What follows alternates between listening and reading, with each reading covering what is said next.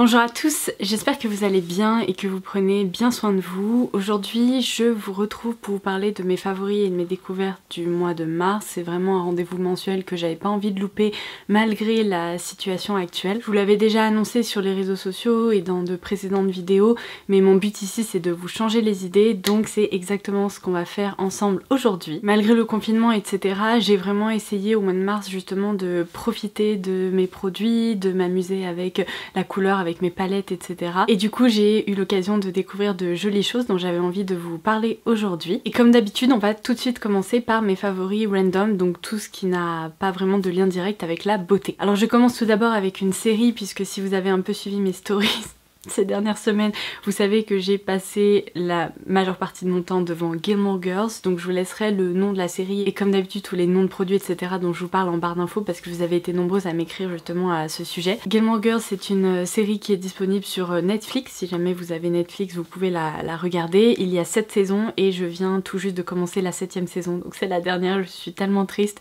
parce que franchement vu la situation justement je crois que j'aurais pas pu opter pour une meilleure série. C'est une série vraiment feel good, qui fait rire, qui vous plonge dans un autre univers, qui vous fait penser à autre chose et franchement j'ai dévoré cette série. Quand j'ai commencé à vous dire que justement je regardais cette série, j'ai reçu tellement de messages, mais je pensais vraiment pas que 1, elle était aussi connue et 2, qu'il y avait autant de fans, mais visiblement vous êtes toutes complètement accros depuis très longtemps. Certains d'entre vous m'ont déjà dit que vous avez vu la série au moins 4-5 fois, enfin bref ça m'a vraiment fait rire. Et donc du coup je rejoins le clan des Gilmore Girls fans. Cette série c'est vraiment un petit bonbon. Pour vous planter le décor très rapidement, on suit en fait deux personnages principaux que sont Lorelai Gilmore ainsi que sa fille qui s'appelle donc Rory Gilmore, et on suit un peu le quotidien de cette mère et de cette fille qui ont une relation hyper complice puisque Lorelai a eu sa fille à 16 ans et donc dans évidemment des circonstances familiales etc qui étaient un peu compliquées. Et comme je vous le disais, on suit vraiment en fait leur relation, leur quotidien, leurs aventures, leur vie dans une petite ville américaine et c'est juste trop sympa. Est-ce que vous venez de voir Madone passer parce qu'il vient de sauter sur le lit?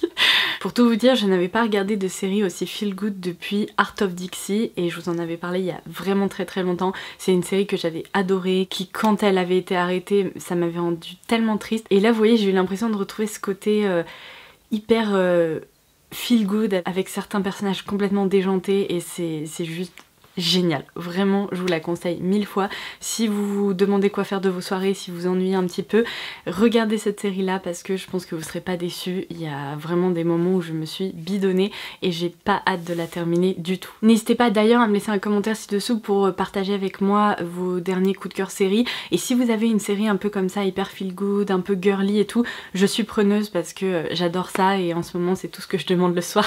Donc voilà. Alors ensuite je voulais absolument vous parler de la nouvelle collection été de la marque Bobbies. Je vous parle très souvent de cette marque de chaussures puisque j'en suis complètement fan, mais alors là avec la collection d'été ils se sont surpassés. Il y a des modèles qui sont sublimes et c'est pourtant une fan de bottines et de bottes d'automne-hiver qui vous parle. Là pour une fois je suis tombée amoureuse de certaines sandales, de certaines chaussures ouvertes etc, alors que c'est pas ma passion dans la vie à la base, mais j'ai une paire en particulier que je voulais absolument partager avec vous. Évidemment je n'ai pas encore eu trop l'occasion d'en profiter, mais vous inquiétez pas que c'est prévu, d'ici quelques semaines ou quelques mois elles vont profiter des rayons du soleil et il fallait absolument que je vous en parle parce que je pense que c'est une des paires de la collection qui va avoir le plus de succès. Elle est sublime, confortable. Bon bref, je vais vous les montrer et j'arrête de blablater. Et d'ailleurs, je ne sais pas si vous pouvez le voir, mais non, ce n'est pas fait exprès. Il y a vraiment un thème dans cette vidéo autour du mint. Mais cette collection était justement mise sur des boîtes mint, contrairement aux boîtes habituelles.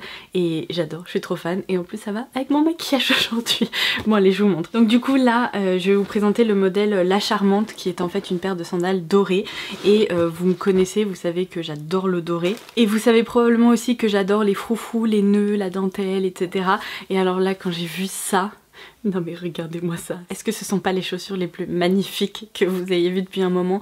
Mais elles sont trop belle. Ici vous avez toute une partie de la sandale qui donc attrape le pied évidemment avec un gros nœud. On est sur un cuir très légèrement craquelé donc doré, et en fait ces chaussures je les trouve parfaites pour le quotidien, pour un mariage, ça pourrait être super joli si jamais vous avez un événement particulier cet été. Et en plus elles tiennent très bien aux pieds parce que si vous avez vu mon dernier haul où je vous présentais des sandales Cézanne, ce que je reprochais un peu aux sandales le modèle Gloria, c'est qu'à l'arrière du pied c'est vraiment plus un effet mule en fait, et donc le pied n'est pas bien tenu. Ce sont pas vraiment les chaussures avec lesquelles vous allez pouvoir marcher pendant des kilomètres, alors que celles-ci franchement elles ont l'air hyper confortables. Je les ai essayées, je les ai seulement portées quelques heures pour le moment, mais j'en suis vraiment ravie, elles sont sublimes. Et il y a également une petite bride ici pour entourer la cheville. Oh, ces chaussures, mais coup de cœur intersidéral, voilà. Et d'ailleurs pour celles qui me demandent, chez Bobby ça m'arrive aussi de prendre une pointure au-dessus, et là pour ce modèle là ça a été parfait, donc peut-être que je vous recommanderais, si vous êtes un peu entre deux tailles comme moi, parce que je fais du 39-39,5, je vous conseillerais plutôt de prendre une pointure au-dessus plutôt qu'une en dessous ou juste votre pointure habituelle. Vous serez plus à l'aise, surtout qu'en été on a parfois les pieds qui ont tendance à gonfler, etc. Donc voilà, ça c'était le modèle La Charmante, et j'en suis mais amoureuse. Pour le moment j'ai juste envie de pouvoir les sortir et d'aller me balader avec parce que elles sont trop jolies. Mais il va falloir prendre son mal en patience, n'est-ce pas?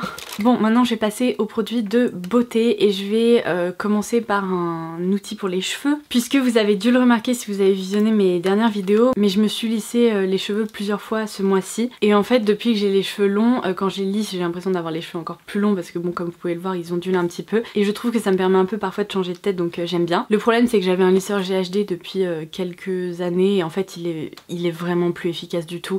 Quand je me lissais les cheveux j'avais l'impression qu'il fallait repasser au moins 5 fois sur chaque mèche, c'était vraiment pas évident, et donc du coup je me suis tournée vers ce lisseur de la marque T3 qui m'avait été envoyé, et je l'ai testé, et le coup de cœur a été franchement immédiat, puisque si vous connaissez pas encore cette marque, je vous en ai déjà parlé. Je crois que le premier boucleur de cette marque que j'ai testé, je l'ai testé il y a au moins 2 ans et demi, 3 ans, quelque chose comme ça. Je l'ai toujours, il est toujours aussi efficace. D'ailleurs j'ai des nouveaux embouts un peu plus gros et tout à tester pour faire des boucles, donc il faudra que je me penche un peu sur la question.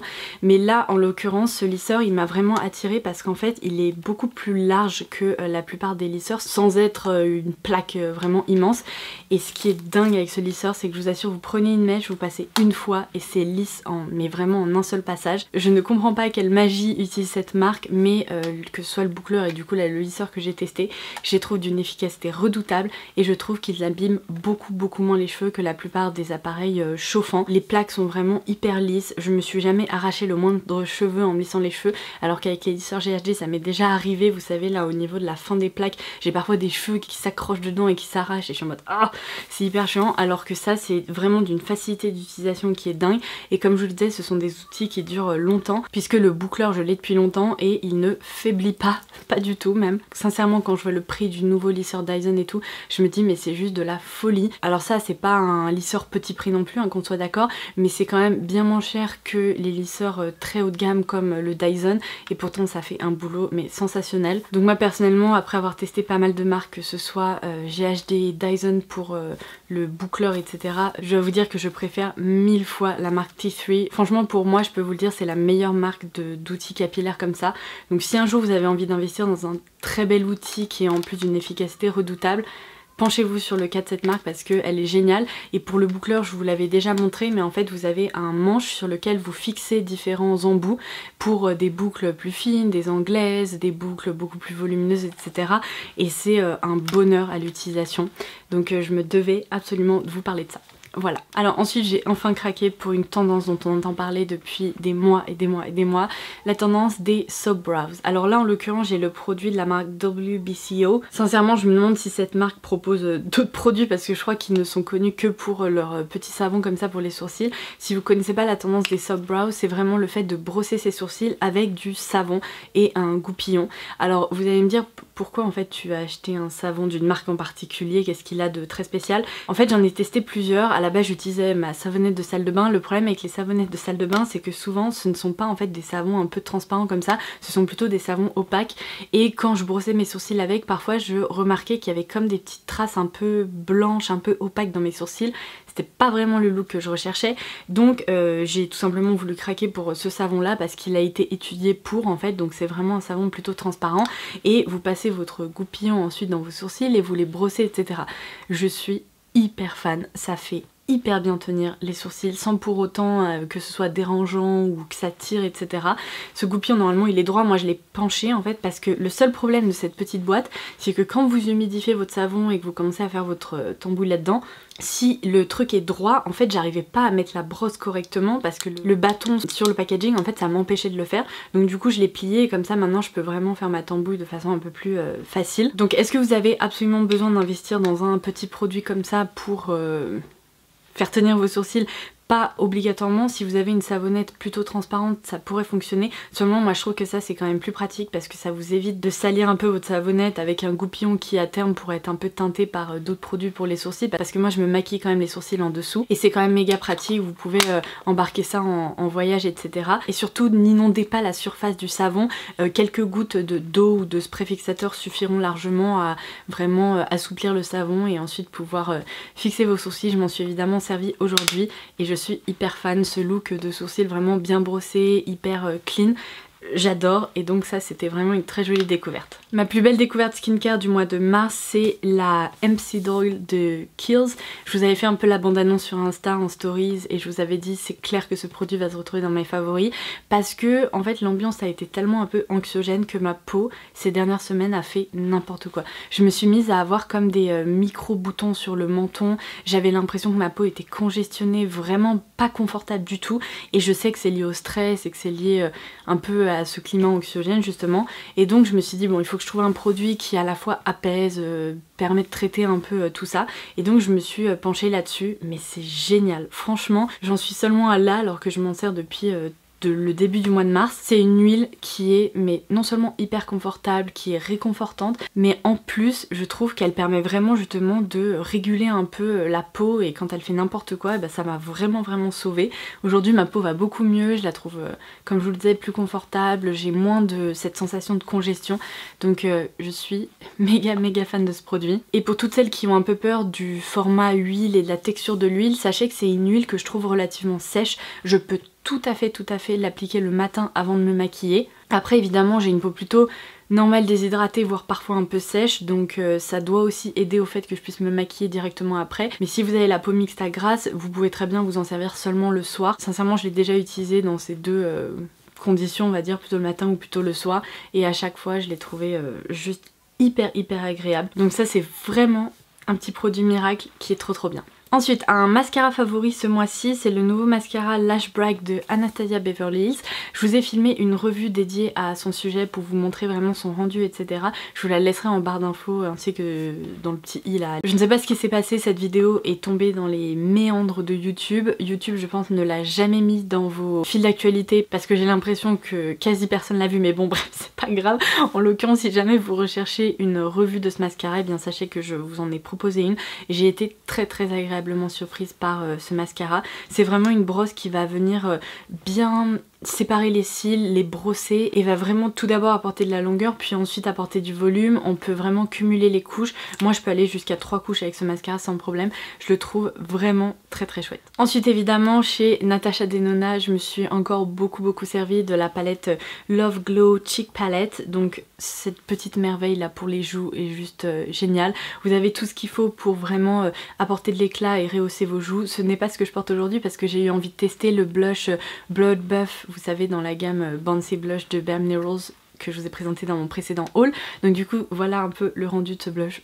Trop magnifique. J'adore, surtout avec un maquillage hyper coloré, je trouve que ça permet un peu de calmer ce qui se passe sur le visage, donc j'en suis fan. Mais cette palette là, le jour où vous voulez vraiment des joues hyper rehaussées, un magnifique glow, etc. qui est modulable d'ailleurs, elle est juste géniale et je pense en été ça va aussi être une petite pépite, donc évidemment je la garde très précieusement. Petite mention spéciale quand même pour cette mini palette qui est sortie très récemment, c'est la palette Mini Glam et je voulais pareil crash tester dans une vidéo. Je trouve que l'harmonie est très sympa, les fards sont vraiment chouettes et depuis que je l'ai crash testé, bah en fait je la porte pas mal parce que je trouve que pour le quotidien c'est méga facile, rapide. vide et je la trouve très réussie. La formule des fards est tout à fait la même que dans les grandes palettes, donc voilà, sachez que ces petites palettes de Natasha Denona sont plutôt cool. J'ai reçu pas mal de questions à propos de la nouvelle palette rétro qui est censée sortir là incessamment sous peu. Sachez qu'à cause de la situation actuelle, il y a certains sites qui sont pas aussi bien achalandés que précédemment et il y a pas mal de contraintes de ce point de vue là, donc je pense qu'il va falloir patienter un petit peu. Si vous voulez, je vous tiendrai au courant quand est-ce qu'elle sortira sur le site, mais je doute que ce soit avant la fin du mois, même si c'était censé être là au début du mois.